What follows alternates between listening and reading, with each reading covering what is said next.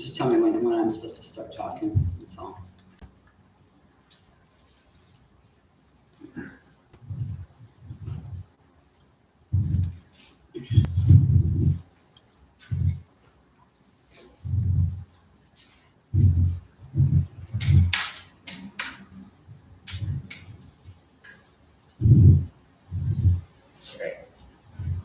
Now? Talk?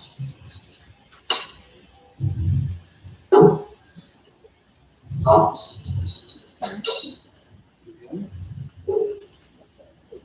No?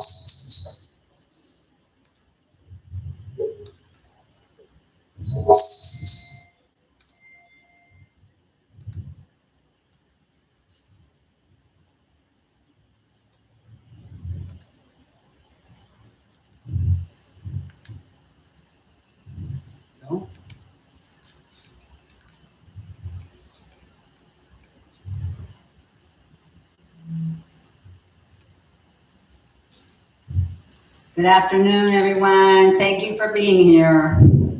So today I'm going to be talking about fall prevention and how assistive devices can help to prevent falls. So I have a lot of assistive devices here. I'll be demonstrating how to size them, how to use them. We'll talk about the differences between the various kinds of assistive devices. And I also want to hopefully dispel any mythology about using assistive devices. They're tools, okay? Basically, they're tools that some of you will use, some of you won't need to. Some of you might have to use assistive devices for the rest of your life. Some of you may have to use them for a few days. So my point here is that I think that there is a stigma surrounding canes and walkers, and that is, oh my gosh, if I use a cane or a walker, I'm going to be dependent upon this cane or walker forever. And that's not necessarily true, okay? It's not black and white like that. And the tool, the reason that they're such great tools, they can, if needed, be the difference between standing upright and falling, or maybe being able to walk to Fenton's instead of the movie theater, or those are about it. So we'll start with canes. I'm going to show you the cane. This is a standard cane. What you would want to use a cane for is any minor problem affecting your legs. So even if you say you stubbed your toe, or you had a sore ankle, you want some extra stability when you're walking, all right? So the cane is the way to go. And the sizing, we want to start with sizing. When you're standing next to the cane, okay, the top of your wrist should be aligned with the top of the cane. All right, and what that will do is when you hold the cane, you'll have about a 15-degree bend in the elbow. Now this is a standard cane. It has a one point at the bottom. These are the ones that you get from the hospital. When you step with the cane, if you have an injury or your right leg is weaker than the left, then you don't want to carry that in your right hand. You want to carry it in your left. All right, you want to carry the cane in the opposite hand of the leg that is weaker. And I'll show you why. In fact, you might want to, if you're standing up, just try this. When we walk, there's a period of time, part of the gait pattern is you're standing on one leg. So walking is really a balance endeavor. That's why if you want to practice balance, you can walk slowly, and then you're on one leg longer than the other. So if my right leg is the one that's weaker, I'm going to need more support when I'm being supported by that leg. So when I step forward with the right leg and plant the cane with the left hand, then I lift the left leg to take a step forward. I have both that cane and helping out the weaker leg. If I were to adjust it, and try this out as I'm talking. If I was holding the cane in the right hand and my right leg was the one that was injured, if I stepped forward and put my left foot down, that cane is supporting me when I'm balancing on my strong leg, okay? When I step down on my right leg, it's not gonna support me anymore. So just try to remember that. It's the best thing to do is to hold the cane in the opposite hand. And it doesn't always work. I've had people that, you know, they should have the cane in the left leg. It would be maybe more stabilizing, but if you can't, if it's too uncomfortable not to have to hold something in your non-dominant arm, then we can figure out something else. The other cane that I'm going to show you is the 4-point cane. And these are considered more stable, and that's because they have a much wider base of support. Okay, there's much longer surface to hold you down. One of the problems I found with these, however, is that you have to plant it firmly or it can move, okay? You might not get your weight balanced evenly through all 4 legs. So you want to try out different types of canes if you're going to use one. I'm going to put this aside. Could you put I haven't been telling you. I'm having the slides changed. Just a moment. Keep going. Keep going.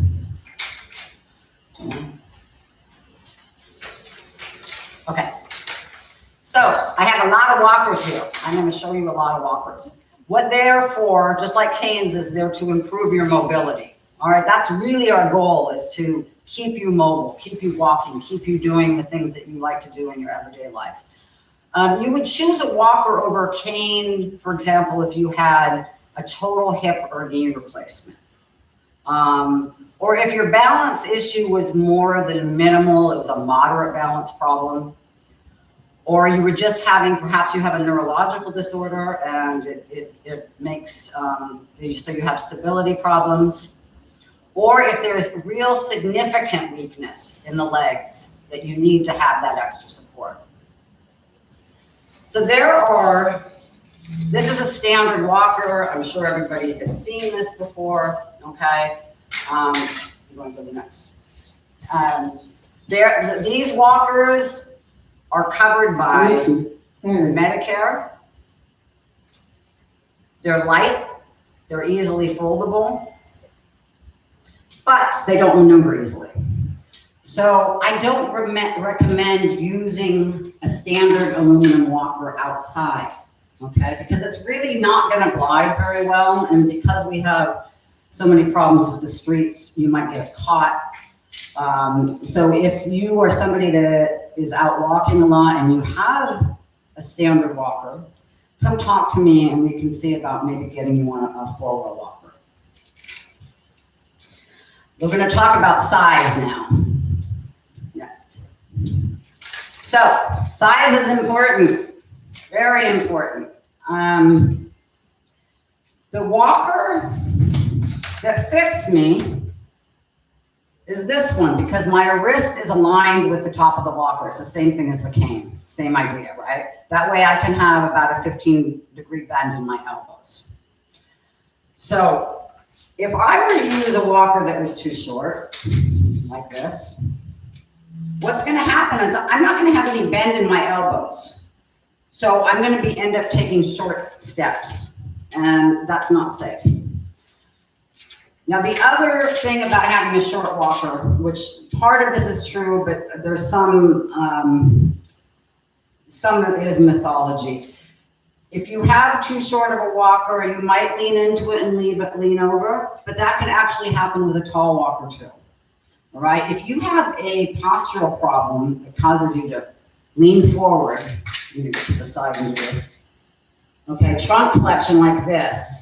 Even if I have something I'm holding up here, if my posture's like this, I'm still gonna lean. So getting a shorter walker or a higher walker is not necessarily going to prevent you from leaning on your walker. The only way you can stop from leaning on your walker is not to lean on your walker. So you want to think of using it as just a balance tool. Your hands are lightly on the armrest lightly. And if you start to lean, it might be because you're getting too tired, your legs are too tired, in which case you want to stop and take a break. So this one is too short for me. Let me demonstrate the tall one. Now what happens if the walker's too tall? All right, as you can see, I have a lot of bend in my elbow. That means that there's a lot of room for this to get away from me. Okay, so my arms can extend and I can be back here. So it's easier to do the lawnmower mowing thing with a taller walker. And again, I'm going to show you too, a taller walker, if my shoulders are like this anyway, it's not going to keep them up. All right, so you're really better getting that walker that's appropriate for your height and working on postural problems. And I'm, of course, going to give you some exercises later for that. All right, so that is our standard walkers, the ones you want to use inside. Let me show you the rollators.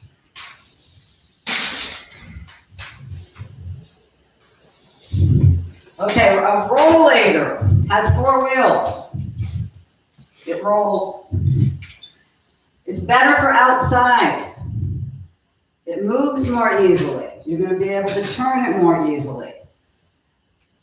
It also will move more quickly. And so there's some practice that is necessary in order to keep it with you. This one is too short for me. I'm going to show you a different one that's the right height.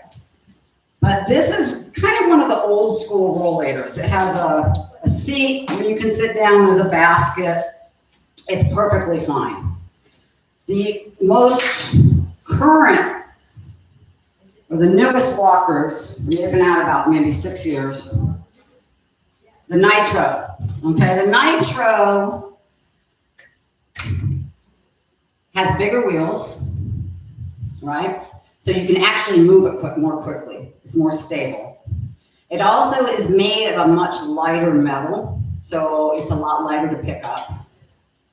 It's easy to fold. You just pull up on this little handle and it folds and can be put in a car. And it has a seat, okay? So I'm a big fan of the walkers that have seats because if you get tired, you can just lock the walker and sit down and take a break. Again, they're not for everyone. I recommend that if you're going to get a 4-wheel walker, either go to therapy or come see me and we can, watch your gait and see how you handle the walker.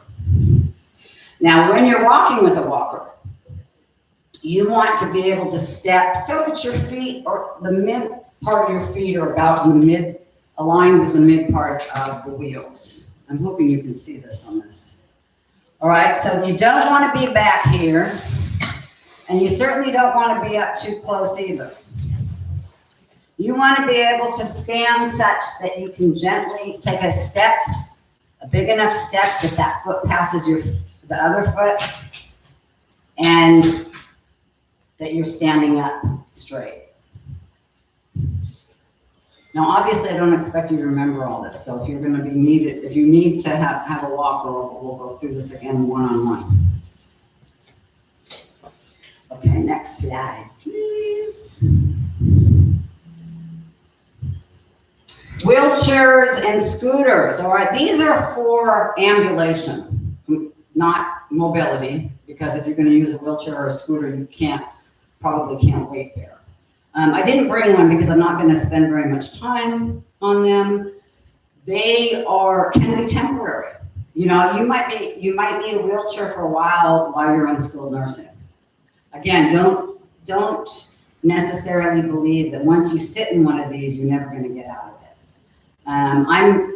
Any of you that know me, you know that I want you to challenge yourself. So I'd never want you to use an assistive device more than you need it.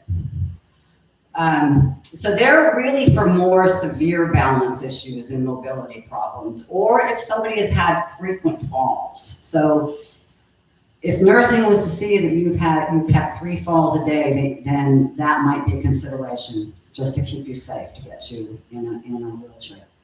They're also helpful for long events. All right, so say you were going to go out to a function and you were going to be on your feet longer than you're used to, then it's helpful to have a wheelchair so that you can take a break. I know sometimes people that go to the museums, when we used to go to museums here, people that don't usually use wheelchairs would bring them, okay, just so that they can have that, they have the energy to get through more walking than they're used to doing. Okay, next one.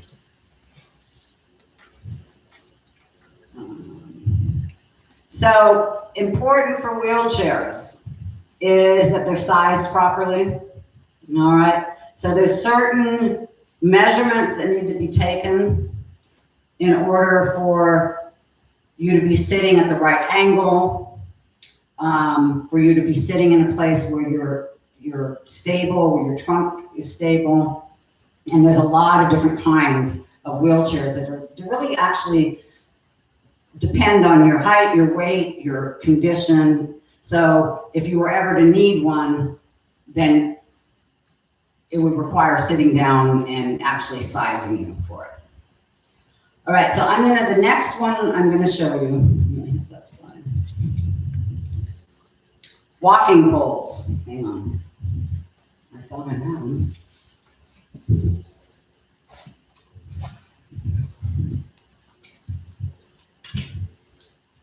I'm back.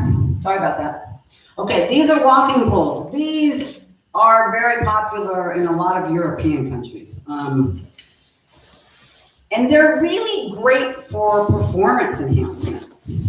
I know some of you have used them just for balance problems, and that works as well. And the thing about the walking poles is that it actually will enable you to walk faster because you have something you're pushing off of.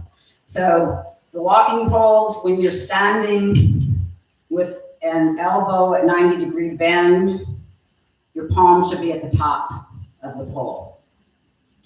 You put your hands in the loop, you grasp the top, and you just step.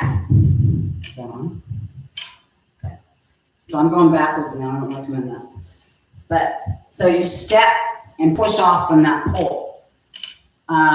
So if you are wanting to improve your walking speed, then come and see me, because this is a good way to train you to walk faster. It also these can be used for different strength and balance exercises as well. Next.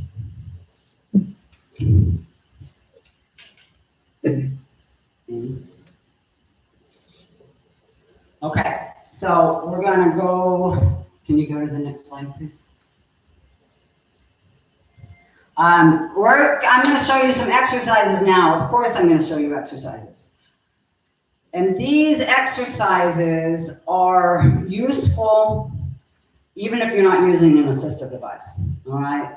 What they do is they help with gait training, they help with mobility, and just more efficacy when walking.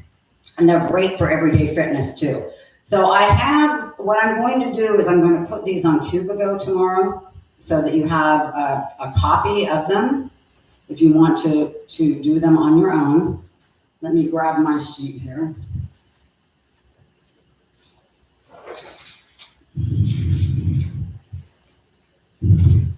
Okay, the first one. The first one is a seated exercise.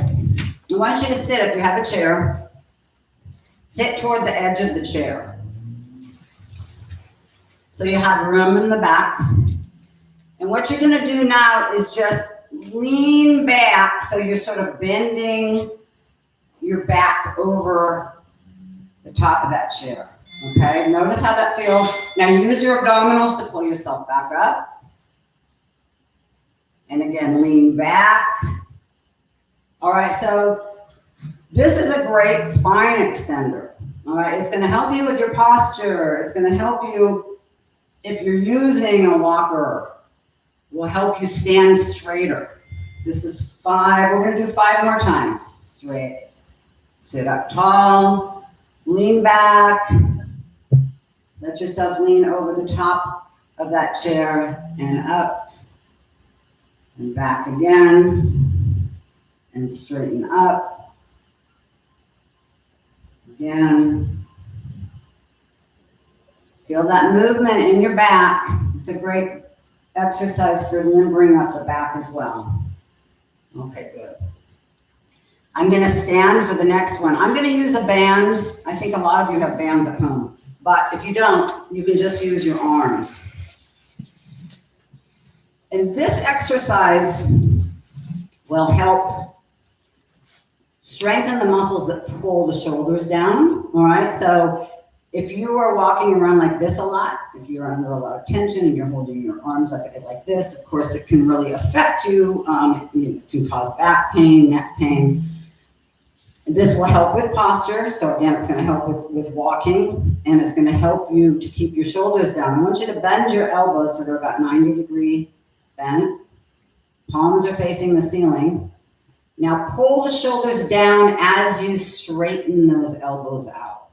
And just notice what happens to your shoulder blades. Gently let the hands rise again. Take a breath in. Breathe out. Down. And again, pay attention to where you're feeling this. Okay? At the same time, I want you to imagine that you have a helium balloon on top of your head. So you're lengthening through that spine as you extend those elbows. Breathe out. Breathe in. We're just going to do a few more times. Now, if you don't have a band, you can just, again, use the resistance, the weight of your arms. Imagine you're in water and you're pushing against that weight of that water. And one more. Okay, good. All right. Okay, this next exercise is also to help with stabilizing the spine. It's great for core. You start with your feet a little narrower than shoulder width. And then you're going to step with one foot forward. All right, so your weight is over that front leg. Turn that back foot out a little bit if you want more stability. Bring your hands in front. Just press the hands together and hold. And try to distribute your weight through both sides and just notice what you're feeling. Okay, you're feeling the muscles in your buttocks working, in the front of the thighs. This is a wonderful isometric strength exercise. Hold and then release. Slowly step back into the other, onto the other leg, and that weight's over the front leg. Slightly turn the back leg out if you want a wider base of support. Press those hands together and hold, lengthening the spine. This is called warrior.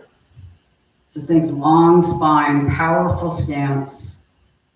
Feel those muscles in your thighs working and release. So when I hold those for maybe 20 to 30 seconds, you can do a few a day. It's a good way to start your morning. The next one is a lunge. All right, this is going to require a little more strength. And it is a comprehensive exercise for the front of the thighs, the back of the thighs, the buttocks, the outer part of the hips, also the core. All right, your trunk stabilizer is going to be working hard here. You step forward, lift the back heel off the floor, and come down as if you're kneeling onto that knee.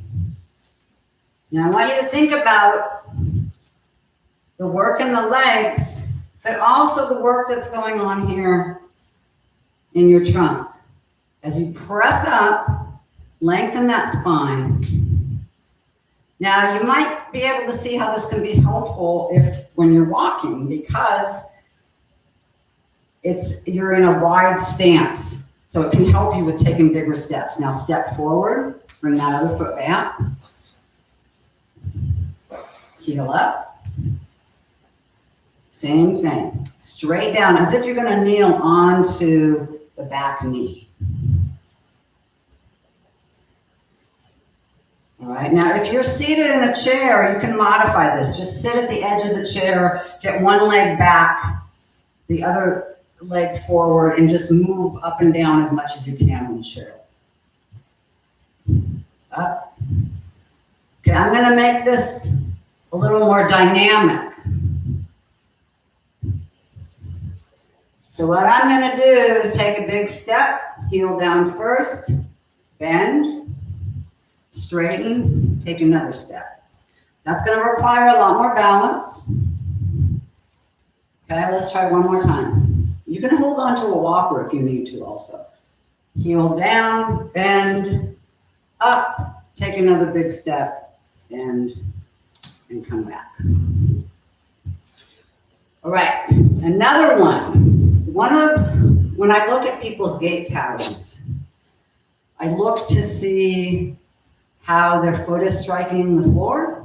All right, so you want the heel to strike first, and then you get the ball of the foot on the floor, and then you push off with those toes. If you find that when you're walking kind of dragging your feet, or you're sliding your feet, you're putting all your weight down on the whole foot with each step, this is a really useful exercise. You step forward, heel on the floor, walk, rock through it, come back, lift that front of that foot. So you just transferring your weight forward and back, but making sure that the foot moves, that front foot. Heel, ball, toe, push back. Switch sides. Again, that heel set down first. Okay, rock forward and back. This is also challenging your balance. If you need to hold on to something, do so. Forward, back. And one more time. All right. Okay, I'm going to do one more exercise. And this exercise, I'm going to hold on to a walker for this. I think I'm going to, I'll stand facing you. So when you're walking, if your posture is correct, and even if you're using a walker, you want that spine long. This will help to strengthen the core muscles. Okay, so all you're doing is just lifting that knee up. Believe it or not, you're working the abdominals here. And every time that knee comes up, I want you to get taller. All right, so what this does is it strengthens all these stabilizers so that you're walking more efficiently. Because in order to walk efficiently, in order to stay balanced, you need to have coordination in the muscles in the trunk. Okay, go ahead and stop. So, I'm done with the exercises. What I want to do now is kind of open it up. So if anybody has any questions about any of this, feel free to ask, and I will answer the best that I can. Again, could you repeat the way you decide the height of the walker? Yes. The height of the walker, when you stand next to the walker, okay, or inside. I'm gonna stand inside it, but if I was looking at you, I'd have you stand on the outside of it. You just hang your arm down, and your wrist should be aligned with the top of the walker. Okay, so this, I don't know if you can see this, but my wrist is a lot higher than the handle, so I would need a taller walker. This is too short. Having said that, there was a couple things. You know, I did have a resident come to the gym the other day, and she had a walker that was about this height. It was very, very tall. And she said, "Is this the right height?" And I said, "Well, no." And she said, "But I like it." Well, if you like it, I mean, you know, you got to be comfortable. So I'm giving you guidelines. I mean, that's, you know, you want, again, wrists aligned with the top of the walker, But if it's not comfortable, we can tweak it a little bit. Did that answer your question? Yes, thank you. Okay. Anybody else? Really? The same thing about the walking sticks, the hiking sticks. Oh, hiking sticks are different. Hiking sticks, you want a 90-degree bend at the elbow.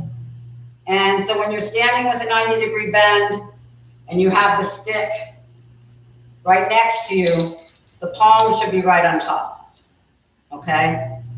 So that way, you've got plenty of room to step out, okay? You can really reach. The thing about the walking sticks that are different from a cane is that you're gonna be taking big strides. So you want that elbow more bent. Does that make sense?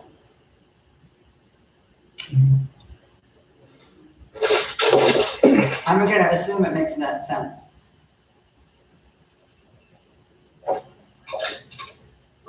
Anything else?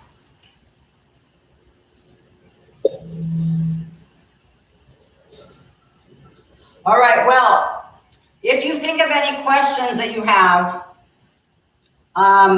you can always email me. And again, I will put these exercises on Cubigo tomorrow.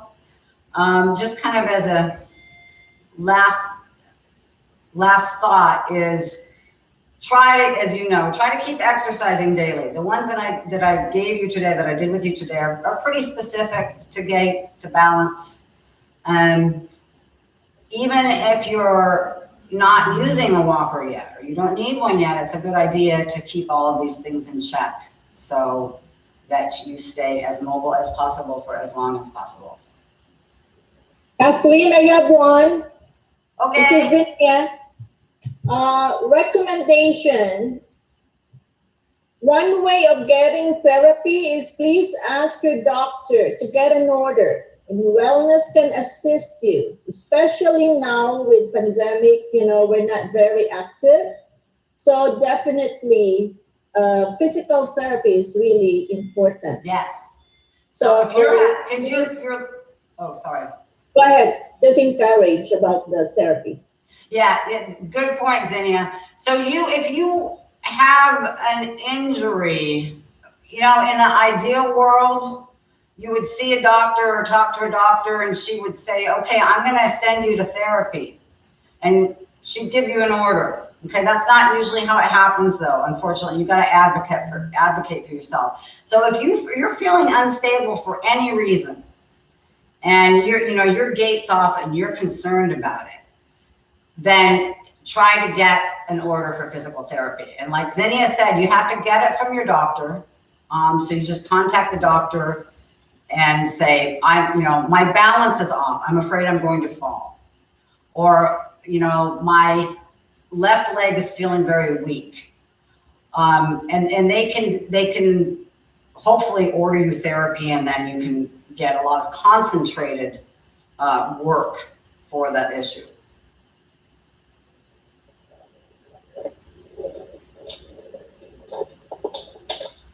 Anybody else?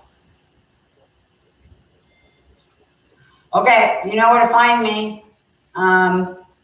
Check on Cubigo if you want the exercises. Have a great day, everybody. Can you send an email too? Email? Oh yeah, email's fine. My email address is, if you look at the back of your book. Can you send it to John Campbell or Ruth Campbell? You mean you want me to send the exercises over the email? Is that what you're asking, Suzanne? Pardon me? I'm looking at Cubigo. I'm not quite getting you. To remind us of looking at Cubigo. Oh, so you want an email to remind you? I will definitely remind you.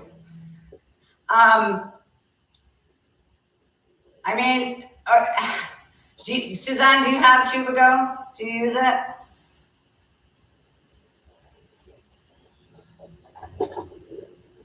All right, I'm thinking that you're wondering about being reminded about the exercises. In case you don't know, every Wednesday I post something. I post an exercise. And so if you are on Cubigo, check on Wednesdays, you should get a notice about it, and those exercises will be up.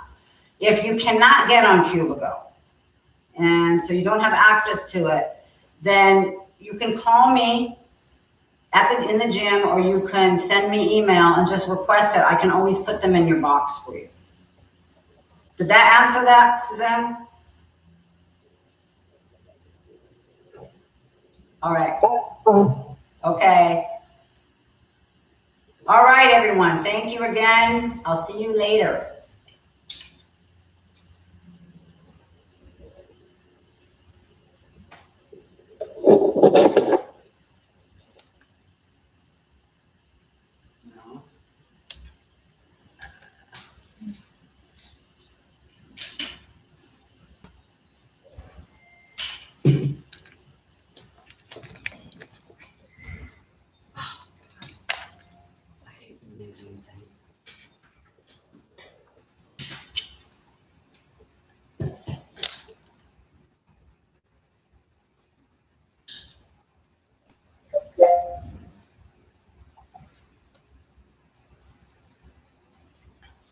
Please try again later. Educational Resources, HS. I'm 68 years old. I do motivational speaking in addition to this. Education, preschool, press down for sports and fitness, press left or right arrow to review items, then press OK to select. Press and hold to try again. Say what should I watch for recommendations. About 3 years now, people say to me periodically, man, you got a memory like an elephant. It's really, really helped me tremendously. Prevision, healthier brain, better life.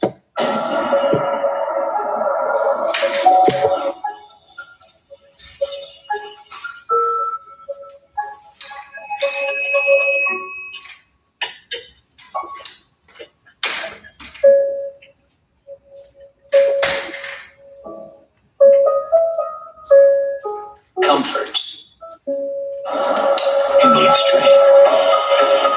The Lincoln family luxury achieves. You frustrated with your weight and health? It's time for AeroTrainer, a more effective total body fitness solution.